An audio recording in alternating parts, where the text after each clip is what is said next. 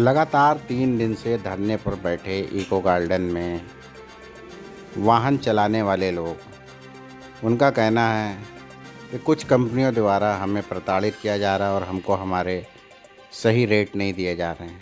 आइए जानते हैं इनसे पूरी बात क्या है और क्या मामला है और क्या प्रमुख मांगे इनकी।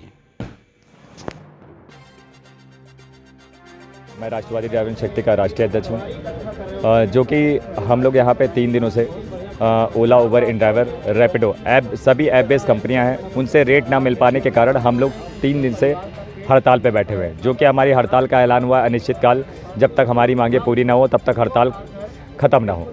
लेकिन हमारी जो हड़ताल है हम उस पर समर्थन कर रहे हैं, लेकिन उसके बाद भी हम अपने ज्ञापन के माध्यम से और मतलब कि प्रेस विज्ञप्ति के माध्यम से, सोशल मीडिया के माध्यम से, न्यूज़ चैनल के माध्यम से, लेकिन हमारी आवाज़ें पहुंचने के बाद भी हमारे पास प्रशासन से या सरकार की तरफ से, कंपनियों की तरफ से कोई आने वाला नहीं है। तो अब बताएं आप लोगों की कब से उत्पन्न हुई कि देखिए, ये समस्याएं हमारी जो उत्पन्न हुई हैं वो कोविड के बाद से उत्पन्न हुई हैं। कोविड के बाद से तो व्यापार रहा नहीं, उसके बाद से महंगाई बढ़ती जा रही है, लेकिन हमारी आय जो है वो घटती जा रही है।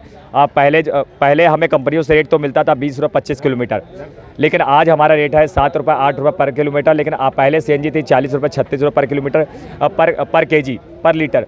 आज सीएनजी का रेट है 100 रुपये के आसपास है, पेट्रोल का भी रेट है 100 रुपये के आसपास है, लेकिन हमारा जो रेट है वो मिल रहा 7 रुपये के आसपास, यानी कि 25 रुपये से घट करके हम 7 रुपये पर आ गए। महंगाई बढ़ती जा रही है और हमारा रेट घटता जा रहा है, तो हम किसके पास जाएँ भाई? टैक्सेस तो हमने मतलब व्यापार तो हमने कंपनियों को दिया, कंपनियों को कमीशन दिया, सरकार को टैक्सेस दिया, लेकिन हमारी जवाबदेही कौन, हमारी जिम्मेदारी कौन लेगा? हम किसके पास जाए? क्या हम इस देश के नागरिक नहीं हैं या हमारी सुनवाई कंपनियां नहीं करेंगे? अगर कंपनियां नहीं करेंगी तो हम टैक्सेस सरकार को दे रहे हैं, टैक्स के साथ साथ हम वोट बैंक भी तो सरकार दे रहे हैं, हम उनके वोटर भी तो हैं, तो हमारी कौन सुनेगा आखिर? 28 तारीख से आप लोग धरना दे रहे हैं, आज 30 तारीख हो गई है, तो ऐसे कब तक धरना आपका चलता रहेगा? देखिए, ऐसे अनिश्चितकाल चलता रहेगा, लेकिन मुझे लगता है कि शांतिपूर्ण ढंग से हम नहीं जीत पाएंगे। हम रोड पे उतरेंगे, चाहे परमिशन मिले ना मिले, क्योंकि हमें इसकी परमिशन की, जब जीवित रहेंगे नहीं, मर तो जाएंगे ही, चाहे यहाँ बैठे बैठे मर जाएंगे, चाहे भूखे मर जाएंगे, चाहे परिवार मेरा आत्महत्या कर लेगा, तो अब हम विवश होने पे मजबूर है कि रोड पे उतर करके हम अपनी मांगों को जगा करके या लोगों को समझा करके, अपने लोगों को समझा करके हम इस आंदोलन को मजबूत बनाएंगे। अगर किसी प्रकार का वायलेशन होता है, अगर किसी प्रकार की समस्याएं मतलब कि मार्केट में उत्पन्न होती है, तो उसका सीधा जिम्मेदार हमारी सरकारें होंगी और ये ओला, उबर, रैपिडो जैसे ऐप बेस्ड कंपनियां होंगी जो हमारा शोषण कर रही हैं। क्योंकि हम कहाँ जाएं? यहाँ हमारे क्या हो रहा है? यहाँ पे हमारे साथ तो कुछ नहीं हो रहा, हम शांतिपूर्वक ढंग से बैठे, क्या मतलब शांतिपूर्वक ढंग से बैठे तो मर जाएंगे।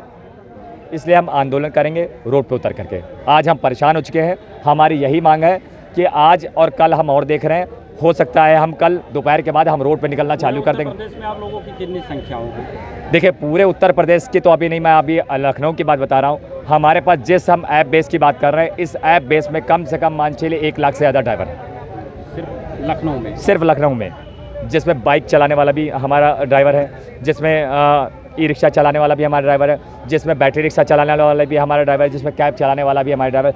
आप संख्या बात करते हैं कैब चलाने वाले ही ड्राइवर की संख्या कम से कम 35 से 40 हज़ार रुपये। यदि आपकी सरकार बात नहीं मानती कंपनियों को, जिस तरीके से आप कह रहे हैं कि उनको सबक सिखाने की आवश्यकता है, अगर नहीं होता है तो आगे का क्या कुछ खास ऐसा रणनीति आपका होगा जिससे सरकार को आपके आगे झुकना पड़ेगा? देखिए, आगे की रणनीति हम ये है कि हमें मरना तो भूख से है, ये देख लिया हमने, कोई सुनने वाला नहीं है, तो रोड पे उतरेंगे, अपनी मांगों को लेकर उतरेंगे और लोगों को जागरूक करेंगे। जो भी तरीका है वो सरकार को बताएंगे, मांगे पूरी हो। और सरकार अगर या तो हमारी मांगे पूरी करे या तो फिर हमें जेल में डाले, क्योंकि हम क्या करेंगे बाहर रह करके, हम क्या करेंगे? साथ सरकार के पास ऑप्शन है हमें जेल में डालने का, हमारे पास ऑप्शन है अपने परिवार और घर के और व्यापार के लिए लड़ने का।